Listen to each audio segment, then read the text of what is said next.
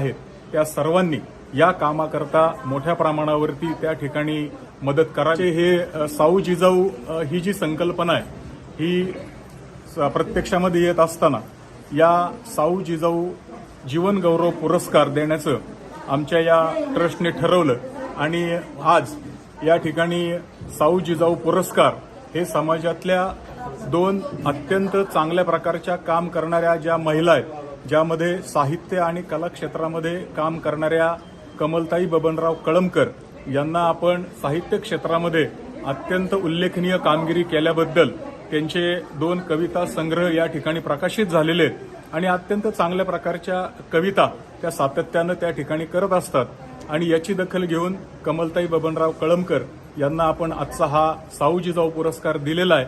आणि दुसऱ्या ज्या पुरस्कार्थी आहेत त्या खेड तालुक्याच्या उद्योग क्षेत्रामध्ये एक अत्यंत यशस्वी अशा महिला उद्योजिका म्हणून ज्यांनी नाव कमवलेलं आहे त्या साधनाताई होले यांना आपण हा पुरस्कार दिलेला आहे। आपल्या उद्योग व्यवसायाच्या माध्यमातून आपल्या बरोबरच्या महिलांना देखील रोजगार उपलब्ध करून देण्याचं काम त्यांनी या ठिकाणी उत्तम प्रकारे केलेलं आहे आणि आपला व्यवसाय देखील गेल्या 3-4 वर्षामध्ये त्यांनी अत्यंत मोठ्या प्रमाणावरती त्या ठिकाणी वाढवलेला आहे। महात्मा फुले आणि क्रांतीज्योती सावित्रीबाई फुले ट्रस्ट चाकण यांनी यावर्षीपासून साऊ जिजाऊ जयंती उत्सव साजरा करण्याचा निर्णय घेतला आणि त्याप्रमाणे आज आम्ही पहिला पुरस्कार या ठिकाणी समाजातील 2 नामांकित स्त्रिया म्हणजे ज्या त्यांनी साहित्य क्षेत्रामध्ये काम केलं आणि उद्योग क्षेत्रामध्ये काम केलेल्या 2 स्त्रियांना आम्ही पुरस्कार दिलेला आहे। हा पुरस्कार देण्यापाठीमागची भावना अशी की साऊ आणि जिजाऊ या महाराष्ट्राच्या दोन्ही माता, एक राजमाता एक जनमाता, या दोन्ही मातांनी समाजाला घडवण्याचं काम केलेलं आहे। छत्रपती शिवाजी महाराजांच्या माध्यमातून राजमाता जिजाऊंनी या समाजावरती अनंत उपकार केलेले आहेत। त्याचप्रमाणे स्त्री शिक्षणाचा पाया रचून 1 जानेवारी 1848 साली पहिल्यांदा स्त्रियांची शाळा काढून,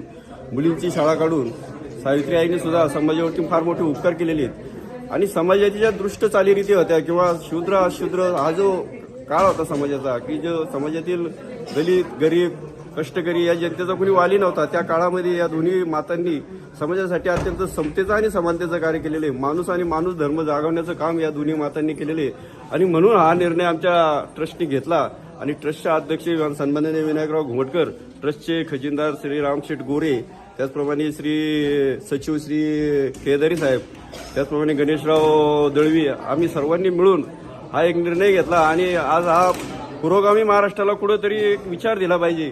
प्रत्येकामीकडे महाराष्ट्राची ज्यावेळी वाटचाल सुरू होते असं कधी कधी आमच्यासारख्या कार्यकर्त्यांना वाटतं ती वाटचाल कुठेतरी थांबली पाहिजे आणि पुरोगामी महाराष्ट्राचा पुरोगामी विचार हा जो साऊ आणि जिजाऊंनी त्यांच्या आयुष्यामध्ये जोपासलेला आहे तो विचार पुढे नेण्याचं काम या ट्रस्टच्या माध्यमातून आम्ही निश्चितप्रमाणे करणार आहोत।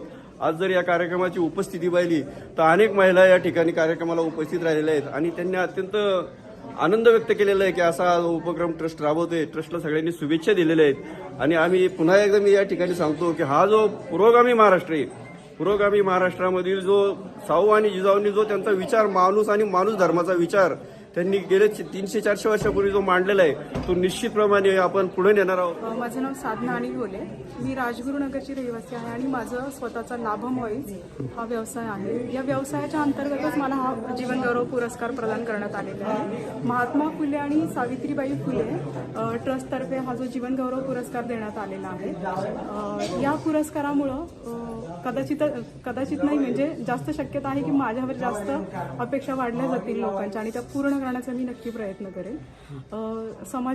समाजामध्ये ज्या महिलांना रोजगार उपलब्धी करून देता येईल तेवढा जास्त रोजगार उपलब्धी करून देण्याचा मी प्रयत्न करेन आणि ह्या व्यवसायातनं मला तरी असं वाटतं की ज्या पोर्टल थ्रू मी हे लोन घेतलेलं आहे त्या पोर्टलचा इतर महिला सदस्यांनी पण उपयोग करून घ्यावा आणि मला असं वाटतं की प्रत्येक घरातनं एक उद्योजिका तयार झाली पाहिजे।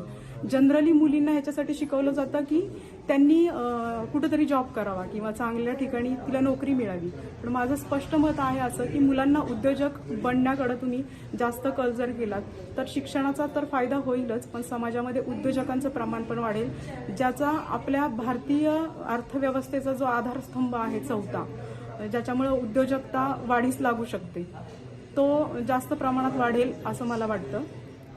आणि शक्यतो महिलांनी जास्त सहभाग घेतला उद्योगामध्ये तर जास्त चांगलं होईल असं मला. सुरुवात व्यवसायाची जेव्हा मी केली होती तेव्हा मी छोटंसं एक लाकडी घाणा युनिट चालू केलं होतं.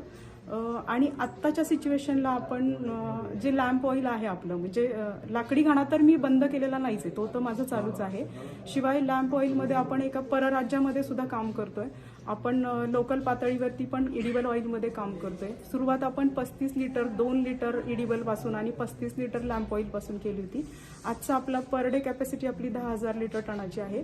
आणि जेव्हा सुरुवात आम्ही चालू केली होती तेव्हा आम्ही 2.5 लाखापासून सुरुवात केली होती.